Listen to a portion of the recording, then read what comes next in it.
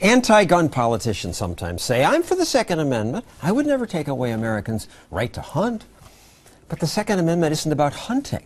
The founders added gun rights to the Bill of Rights to make it clear that people have a right to defend themselves from criminals and from the state. The founders wanted to stop future American governments from disarming them like the British government did. And if there's any group in America that should fear oppression by the state, it's blacks. But for years, most blacks supported gun control. Law professor Nick Johnson says this is now changing. In his new book, Negroes and the Gun, he explains how blacks have long had good reason to arm themselves. Reasons like, starting with Frederick Douglass, responding to the fugitive slave laws.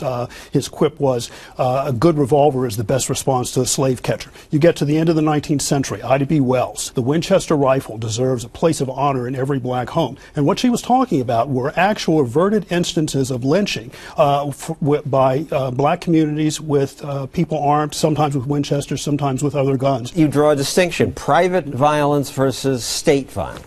Individuals in the civil rights movement were very clear that self-defense was a legitimate action against private violence. They also... Yeah, the civil rights movement, we think of as nonviolent. The nonviolent aspect of the civil rights movement focused on political violence, and what Martin Luther King and all of the other luminaries in that process explained was that we are not going to achieve political rights through violence. We're not going to have a revolution. We would not be against successful. Jim Crow through violence. Correct. But violence is fine against the Ku Klux Klan or people physically, private people attacking them. Self-defense is a response to an imminent threat, and this is a concern that everyone has. So in the next 60 seconds, if something happens to you, the state is simply irrelevant, and our law of self-defense recognizes that you can respond in kind with violence where you're facing imminent threats. And the young country passed gun control laws, and they were racist. I mean, Virginia's in 1680. It barred clubs, guns, or swords to both slaves and free blacks. Most of the gun control that we're familiar with was focused on blacks or others who were outsiders, but primarily blacks. And you find this running all the way up through the Jim Crow era, where even Martin Luther King was denied a permit to carry a pistol in his gun after a bombing at his home because he didn't show, quote, good cause. A law in Georgia said a slave could have a firearm only when accompanied by a white person 16 years old or older, or while defending his crops from birds. State and local governments, and sometimes private tyrants who were owners of plantations, would make as a condition of employment and make as just a condition of living in the area that this requirement that blacks give up any firearms and that they not own firearms. And yet, despite this history, blacks have largely been supporters of gun control laws. This is certainly true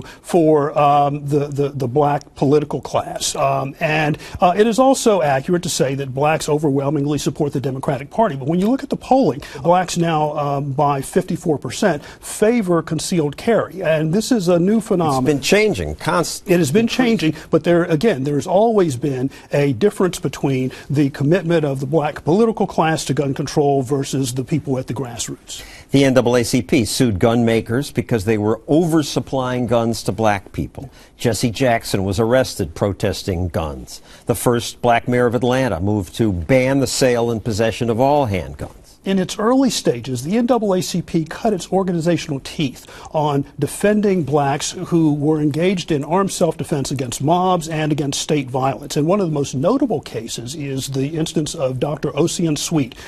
He defended his new home against a mob, and the NAACP hired Clarence Darrow to defend him. And once Darrow wrestled the prosecution to a mistrial, the Sweets went on a national tour. They raised lots of money for the NAACP, and that money seeded actually the NAACP Legal Defense Fund. So there was a difference. And then they flipped. And what happened in the 1970s was that the members of that rising political class embraced supply-side gun control as the solution to these problems in their new domains. Groupthink. I think lots of people latched onto it as an easy answer, and it was promised as an easy answer. What we see today is that the reality is simply different. Thank you, Nick Johnson.